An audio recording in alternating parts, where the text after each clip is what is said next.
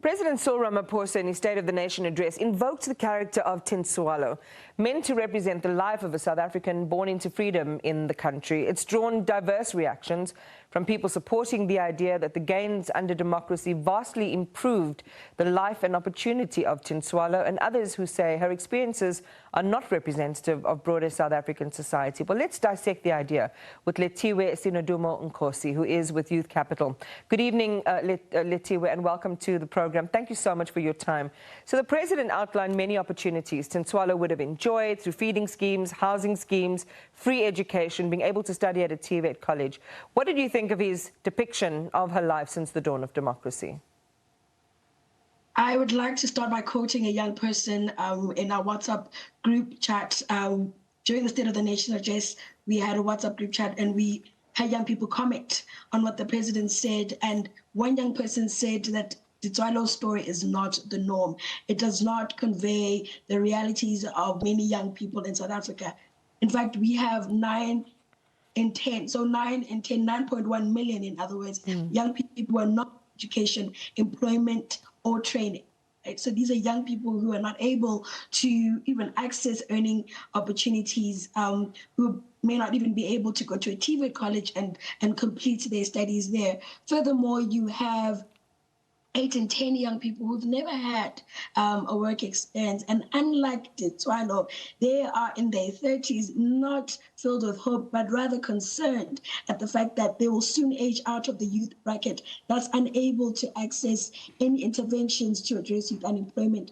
And so, to quote another young person, Tintswalo's narrative ignores the many young people's lived experience, does not take into account the many challenges young people face on their journey from a place of learning into trying to earn a living.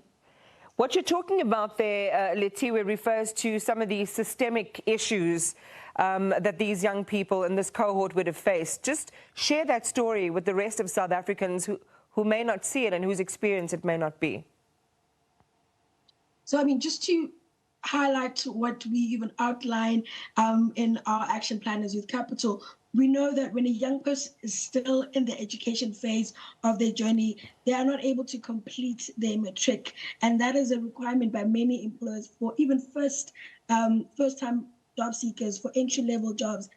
Many employers require the young person have a matric certificate, but we know that that's not the case. In fact, when we look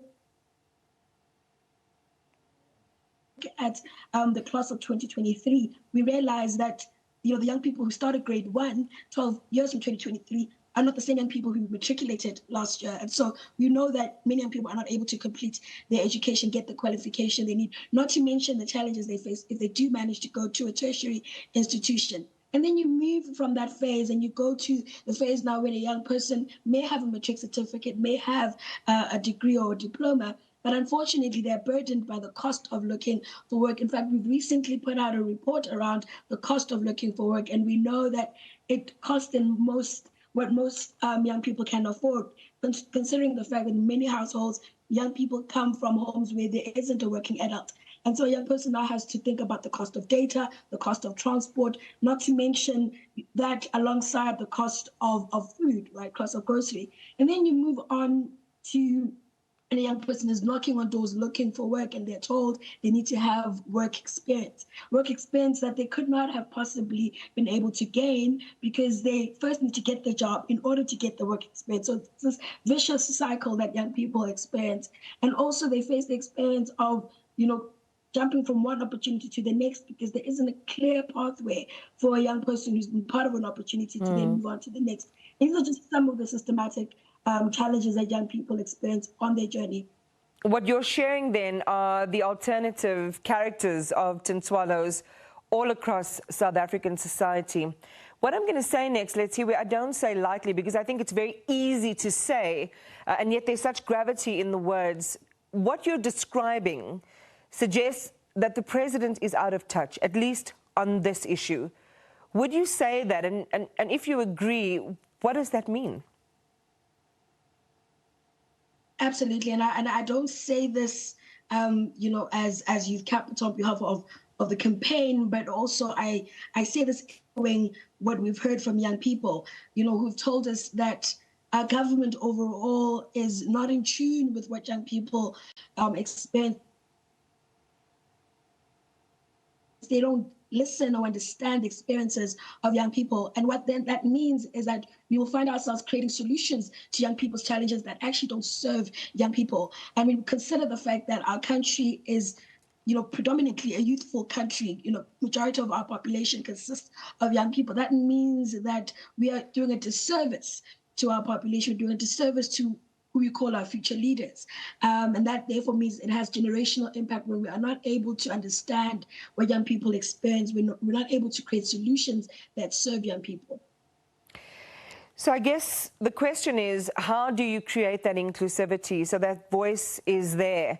And the people who need to hear, and the policy shapers and makers are inclusive of this demographic where they make those policy decisions? Firstly, the engagement with young people needs to be a meaningful one. Young people have repeatedly told us that they have been invited into spaces of policy making, but in a very tokenistic manner. And so, firstly, I would say that when our leaders, when our policymakers engage young people in an effort to be inclusive, they should not do so in a tokenistic manner. They should not do so where it's just a matter of counting how many young people in the room and they're calling that an inclusive engagement with young people. And I think, secondly, it means that you meet young people where they are. So find where young people have formed. We know that young people have formed youth formations. We know that young people have even started NGOs. Do our leaders know of those NGOs that are youth-led? And are they making the effort to speak to those young people who have started NGOs, who are doing work in their community?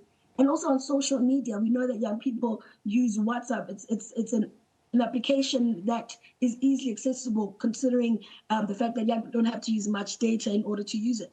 And so are leaders meeting young people where they are? And then I think furthermore, it's about really implementing what young people are saying.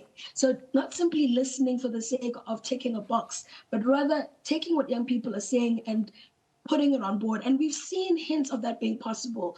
When we looked at the Basic Education Employment Initiative, we spoke to many teacher assistants who told us their experience of being teacher assistants. And one of the big points that they raised or feedback that we received is, the need for them to be trained in skills outside of the skills they need in the classroom. And we took that to the Department of Basic Education, and we saw that as they kept rolling out the phases, we saw an improvement. We saw that the training really sought to equip young people with the skills that they'll need outside. So it's all about that. It's meeting young people where they are. It's not being tokenistic. It's taking on board when young people tell you when they give you feedback about the initiatives that you create as leaders. It sounds so simple and really obvious what you're sharing with us. One wonders why it's not happening in the way that you describe, to the extent that it needs to happen. Thank you very much for sharing that perspective with us. Lethiwe Sinodumo Nkosi is a network mobilizer at Youth Capital. We'll take a short break and we will come back straight after.